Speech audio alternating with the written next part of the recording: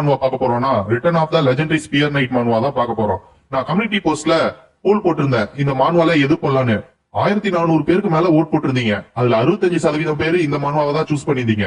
நான் எதுவுமே வேணான்னு ஒரு ஆப்ஷனும் கொடுத்திருந்தேன். பட் இருந்துமே நீங்க எல்லாரும் 65% பேரு இந்த மானுவாவை சூஸ் பண்ணதுனால தான் இந்த மானுவா நான் போடுறேன். ஓகேவா? இந்த மானுவா நீங்க தான் சூஸ் பண்ணிருக்கீங்க.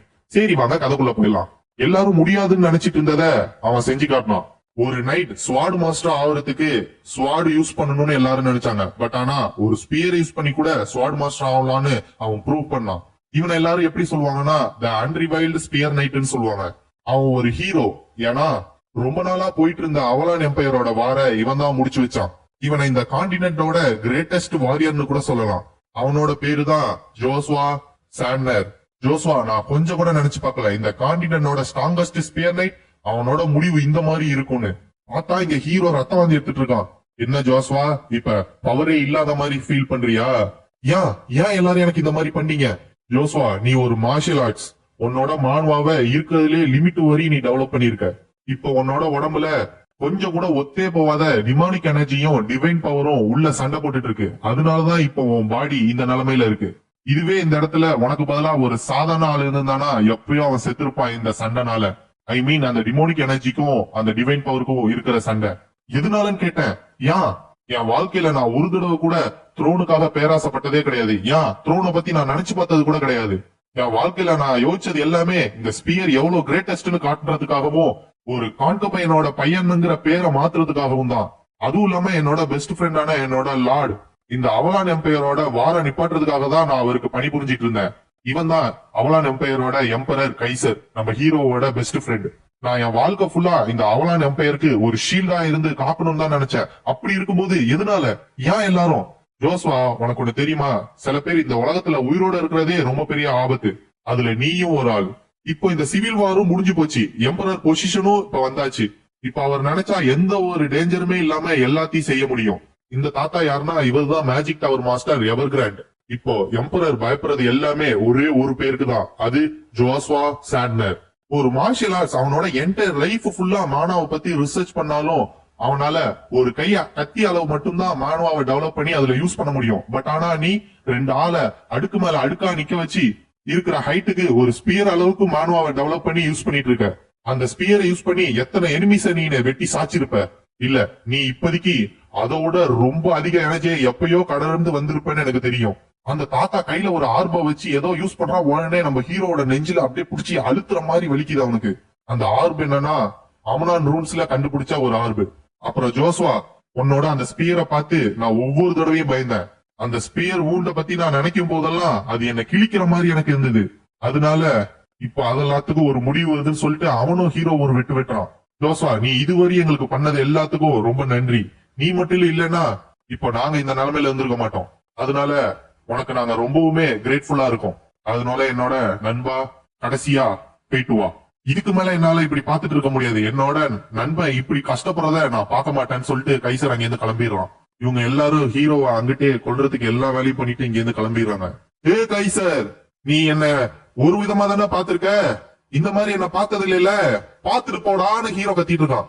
இது மேஜிக் சர்க்கிள்ல, அதுவும் இது எக்ஸ்ப்ளோஷன் மேஜிக் சர்க்கிள். இன்னும் 15 நிமிஷம் தான் இருக்கு. ஒரு அன்ரிவைல்டு ஸ்பியர் நைட்டா இருந்து எல்லாமே ஒரு பேர் மட்டும் தானா? என்னால இப்ப ஒண்ணுமே பண்ண முடியல. கடைசியில ஒரு சாதாரண நைட் மாதிரி என்னோட ஃப்ரெண்டே என்னை ஏமாத்தி என்ன கொல்ல ட்ரை பண்ணிட்டான். இன்னும் கொஞ்ச நேரத்துல நான் சாவ போறேன். லூகியா இந்த பிளட் ரெட் ஸ்பியரோட பேரு டெத் கார்ட் ஆஃப் பேட்டில் ஃபீல்டுன்னு எல்லாரும் சொல்லுவாங்க. அந்த ஸ்பியரோட ஒரிஜினல் பேரு லூகியா. கொஞ்சம் பக்கத்துல வா. எனக்கு தெரியும் லூகியாக்கு ஒரு ஸ்பெஷல் பவர் இருந்ததுன்னு. பட் ஆனா நான் கொஞ்சம் கூட நினைச்சு பார்க்கல இந்த மாதிரி என்னோட முடிவப்ப அதோட பவரை யூஸ் பண்ணுன்னு. இன்னும் கொஞ்சம் பக்கத்துல பார்த்தா அந்த ஸ்பியர் ஆட்டோமேட்டிக்கா ஹீரோ கையில வந்து உட்காருது. அந்த இடமே அப்படியே ஃபுல்லா வெடிச்சு சதுருது. அவலான் எம்பையரோட கிரேட்டஸ்ட் அப்புறம் ஸ்ட்ராங்கஸ்ட் ஸ்பியர் நைட் அன்னைக்கு நைட்டு அவனோட உயிரை விட்டான். என்னது இது? நான் எப்படி குதிரையோட குடோனுக்கு வந்தேன்? என்ன நடந்துட்டு இருக்கீங்க? அந்த எக்ஸ்ப்ளோஷன்ல நான் என்னத்துக்கு செத்து இருக்கணுமே. என்னோட கை இல்ல, இதுக்கு வாய்ப்பு இல்ல. அங்க இருந்து ஹீரோ உடனே ஓடி போய் அங்க இருந்த ஒரு தண்ணியில பார்த்தா நான் சின்ன பையன் ஆயிட்டேனா? இல்ல, இது என்னோட பாஸ்ட்ல நான் எங்க வாழ்ந்துட்டு இருந்தனோ அந்த இடம். அப்போ நான் என்னோட பாஸ்டுக்கு வந்துட்டேனா? அப்போ நல்லது, எனக்கு இன்னொரு சான்ஸ் கிடைச்சிருக்கு. கைசர் போன தடவை மாதிரி இந்த தடவை இருக்காது. ஹீரோ அங்க நின்றுட்டு இருக்கும் போது 3 பேர் வந்து ஏய் நீதான் என்ன பண்ணிட்டு இருக்க? இந்த குதிரையோட ஷிட் எல்லாம் கலெக்ட் பண்ணி சுத்தம் பண்ண சொன்னா நீ பாட்டுக்கு சும்மா நின்னுட்டு இருக்க. ஹீரோ மனசுக்குள்ளே நினைச்சுக்கிறான், இவனுங்க எல்லாரும் அந்த டியூக் ஆன்குர்ஸோட சோல்ஜர்ஸ் தானே. தம்பி, ஒருத்தவங்க உங்ககிட்ட கொஸ்டின் கேட்டாக்க அதுக்கு ஆன்சர் பண்ணும், தெரியாதா உனக்கு? பக்கத்துல நீ இவன் வந்துட்டு, டிராய்ட் நீ மறந்துட்டியா, இந்த பையன் வந்துட்டு பேச முடியாத ஒரு மியூட். நீ என்ன நினைக்கிற? நீ சொன்னோடனே அவன் பேசிடுவான்னு நினைக்கிறியா? ஹீரோ மனசுக்குள்ளே நினைச்சுக்கிறான், நான் வந்துட்டு ஒரு மியூட்டா இவ்வளவு நாள் நடிச்சிட்டு இருந்தேன். ஏன்னா நான் பேசுறேன்னா இவங்க எல்லாரும் அடிப்பாங்கன்னு அந்த மாதிரி நடிச்சேன். அந்த 3 பேர்ல ஒருத்தர் இருந்துகிட்டு, நான் லூசியாவை எங்கேயுமே பார்க்க முடியலையே. டேய், என்ன நான் சொல்லிட்டு இருக்க? டியூக் வந்துட்டு இதை கேட்டாரா என்ன ஆகும் தெரியுமா? அந்த சர்வெண்ட டியூக் அப்பப்ப பாத்துட்டே இருப்பாரு. நீ லூசியா நேம அந்த மாதிரி சொல்லாத, சரியா? லூசியா அது யாருன்னா அதுதான் என்னோட அம்மா. ஆனுகுஸ் ஃபேமிலியோட ஒரு ஸ்பெஷல் சர்வெண்ட் தான் என்னோட அம்மா. நான் ஒரு இல்லெஜிமேட் சைல்டு அந்த சர்வெண்ட்டுக்கு பிறந்ததுனால. டியூக் ஆனுகுஸ் எங்க அம்மா கூட அதை எப்படி சொல்றதுன்னு எனக்கு தெரியல. இந்த விஷயம் இருக்கிற எல்லா சோல்ஜர்ஸ்க்கும் தெரிஞ்சதுனால, அதுவும் இல்லாம ஒரு நோபலோட ரத்தம் என் உடம்புல ஓடுதுங்கிறதுனால இந்த சோல்ஜர்ஸ் எல்லாரும் என்ன புள்ளி பண்ணிட்டே இருப்பாங்க எப்பயுமே. இந்த மாதிரி பண்றதுனாலே என்னவோ அவங்களுக்கு ஒரு சாட்டிஸ்பாக்சன் போல இருக்கு. முக்கியமா இந்த 3 பன்னாட பயலுக என் முன்னாடி இருக்காங்களே, இவங்கதான். பட் ஆனா நான் ஒரு நாள் முடிவு பண்ணேன், இவனுக்கு 3 பேர் மேலயும் நான் ரிவெஞ்ச் எடுப்பேன், ஒரு நாள் இல்ல ஒரு நாள். ஐ மீன், லெப்ட் சைட்ல இருக்கிறவனோட பேரு ரோல்ஸ், நடுவுல இருக்கானே அவனோட பேரு ராய்டு, ரைட்ல இருக்கிறவன் பேரு குரூட். வாயமுறா ராய்டு, இதே மாதிரி பேசிட்டு இருந்தீங்கன்னா நம்ம பெரிய பிரச்சனையில மாத்திப்போம். லூஸ், உனக்கு என்ன பிரச்சனை? ஏன் நீ தேவையில்லாததெல்லாம் யோசிச்சுட்டு இருக்க? இந்த மாதிரி ஒரு குதிரை குடம்ல இவனை தவிர வேற யாரு இருக்க போறா? நீயே சொல்லு. அதுவும் இல்லாம டச்சஸ் வெனசா நம்ம கிட்ட சொல்லிருக்காங்களே, இந்த பையனையும் இவனோட அம்மா லூசியாவையும் நம்ம சீக்கிரட்டா போட்டுத்தலனா கூட பிரச்சனை வந்தா அவங்க பாத்துக்கிறேன்னு சொல்ல போனா இதுதான் பர்ஃபெக்ட் ஆப்பர்ச்சுனிட்டி அவங்க சொன்னதை செய்யறதுக்கு. பட் ஆனா என்ன பண்றது, லூசியாவை எங்கேயுமே பார்க்க முடியல. ஆமா ராய், நீ சொல்றதும் ரைட்டு தான். என்ன பண்றது லூஸ், இப்பைக்கு இவன் மட்டும்தான் நம்ம கிட்ட இருக்கான். சரி, இவனை வச்சு நம்ம விளையாடுவோம். லூசியாவும் தான் இல்லையே. ஆமா ராய், நீ சொல்றது ரைட்டு தான். ஹீரோ அமைதியா இவனுங்க பேசுறது எல்லாத்தையும் கேட்டுட்டே இருக்கான். ஆனா மனசுக்குள்ள கொதிச்சிட்டு இருக்கான். எங்க அம்மாவை ஏன் முன்னாடியே அவமானப்படுத்துறீங்களடா, உங்களை நான் சும்மா விட மாட்டேன்டா. ஹீரோ உடனே இப்போதைக்கு அவனோட பாஸ்ட்ல தெரிஞ்ச எனர்ஜி மெத்தட யூஸ் பண்ணி அவனோட எனர்ஜி எல்லாம் கேதர் பண்றான். இப்போ நான் இதை யூஸ் பண்ணா ஒர்க் ஆகுமா? லூகியா வந்துட்டு நான் ஒரு ஏஷியன் ரூன்ல இருந்து தான் எடுத்தேன். இந்த ட்ரைனிங் மெத்தட நான் லூகியா கூட தான் ட்ரைன் பண்ணிட்டு இருக்கேன். இந்த ட்ரைனிங் மெத்தடோட எஃபெக்ட் செமையா இருக்கும். கொஞ்ச நாள்லயே அவங்களால போதுமான அளவுக்கு மேனாவை ஈஸியா சர்க்குலேட் பண்ண முடியும் இந்த ஒரு ட்ரைனிங் மூலியமா. இப்ப என்ன முக்கியம்னா, இந்த மேனா ட்ரைனிங் மெத்தடோட பேசிக்ஸ் ரொம்பவுமே வேற விதமா இருக்கும் மத்த மெத்தடோட கம்பேர் பண்ணும்போது. லோவர் அப்டமன்ல லொக்கேட்டா இருக்கிற மேனா ஹால்ல இருந்து மேனாவை எடுத்து இந்த மெத்தட் யூஸ் பண்ணாது. அதுக்கு பதிலா இந்த மெத்தட் எப்படி யூஸ் பண்ணும்னா, சுத்தி சரௌண்டிங்ல இருக்கிற மேனாவை அப்படியே அப்சர்வ் பண்ணி யூஸ் பண்ணும். இதுக்கு எந்த ஒரு லிமிட்டட் மேனா ஹாலுமே தேவை கிடையாது. ஏன்னா மேனா ஹாலுங்கிறது ஒரு கண்டெய்னர் மாதிரி அந்த மேனாவை எல்லாம் ஸ்டோர் பண்ணி வைக்க. இந்த மெத்தட் மூலியமா உங்க மொத்த பாடியுமே ஒரு மேனா கண்டெய்னர் ஆட்டா யூஸ் பண்ண முடியும். மேனாவை அப்படியே பாடி மூலியமாவே அப்சர்வ் பண்ண முடியும். ஒரு மேனா யூசருக்கு மேனா ஹால் கிரியேட் பண்றதுங்கிறது ஒரு இம்பார்ட்டன்டான ப்ராசஸ். எல்லா நைட்டு எல்லாருமே இத பண்ணிதான் ஆகணும் ஸ்டார்டிங் ப்ராசஸா. பட் ஆனா இந்த ப்ராசஸ மத்தவங்க செய்யறதுக்கு வருஷ கணக்குல ஆகும். அவ்வளவு நாள் எனக்கு தேவை கிடையாது. குரூட் ஒன்னு, இந்த சின்ன பையல வாங்க இப்பயே அடிக்கலாம், எனக்கு அவனை பார்க்கும் போதெல்லாம் சம காண்டாவுதுன்னு ஹீரோவை அடிக்க போறான். குரூட், பார்த்தா நீ சம காண்டாயிட்ட போல இருக்கு, லூசியாவை எங்கேயுமே பார்க்க முடியலன்னு வாயமுறா ராய்டு. பார்த்தா என்னால பொறுமையா இருக்க முடியாது போல இருக்கு, இன்னைக்கு செத்தடா நீ, நல்லா பல்ல இழுக்கி கடிச்சுக்கோ. என்னாச்சு இந்த பயலுக்கு? நான் கோபம் வந்ததை பார்த்து பையன் நின்ன இடத்துலயே அப்படியே கண்ணை மூடி மயக்கமாயிட்டானா தெரியலடா குரூட்டு. அவனை பார்த்தா அப்படியே மயக்கப்பட்ட மாதிரியும் தெரியல. ஹீரோ மனசுக்குள்ளே நினைச்சிட்டு இருக்கான், எனக்கு தேவைப்படுறது எல்லாமே கொஞ்சம் மேனாதான். நான் நினைக்கிற அந்த கொஞ்சம் மேனா கிடைச்சதுனாலே போதும். நான் இங்க வர்றதுக்கு முன்னாடி எனக்கு மேனா கலெக்ட் பண்றதுக்கு 10 வருஷம் ஆச்சு. பட் ஆனா எனக்கு இப்ப தெரியும் எப்படி பண்ணுங்கிறதுனால.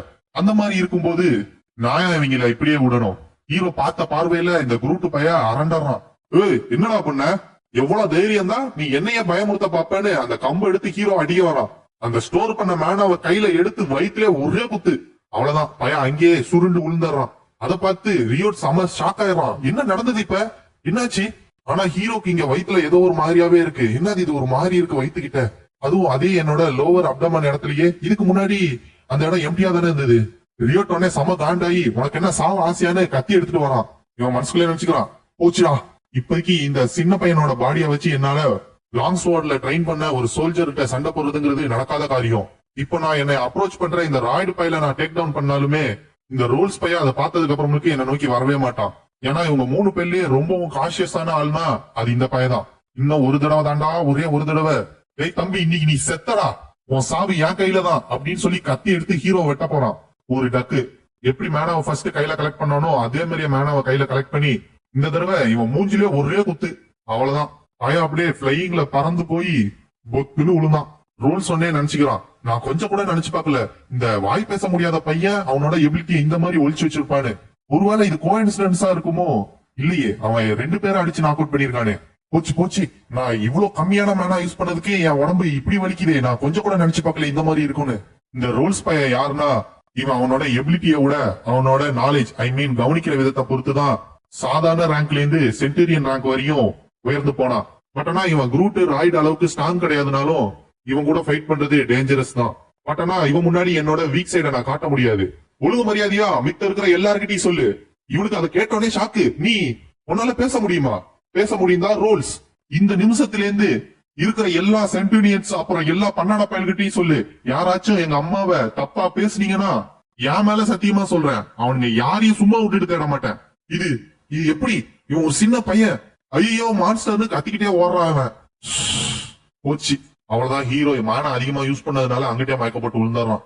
இங்க எல்லாரும் பேசிக்கிறாங்க என்னன்னா, கேள்விப்பட்டீங்களா அந்த குதிரை குடம்ல இருப்பான்ல ஜோசா, அவன் வந்துட்டு 3 சென்டூரியனை போட்டு வெளுத்து வாங்கிட்டானா. அதுவும் இல்லாம அவன் வந்துட்டு இத்தனை நாள் வந்துட்டு வேணுக்குனே பேச முடியாத மாதிரி நடிச்சிட்டு இருந்தானா.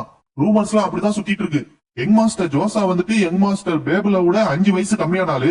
அப்படி இருந்தும் அவரு 3 சென்டூரியனை அடிச்சு வெளுத்து வாங்கியிருக்கானா, கண்டிப்பா ஏதோ ஒண்ணு ஸ்டேஞ்சா இருக்கு.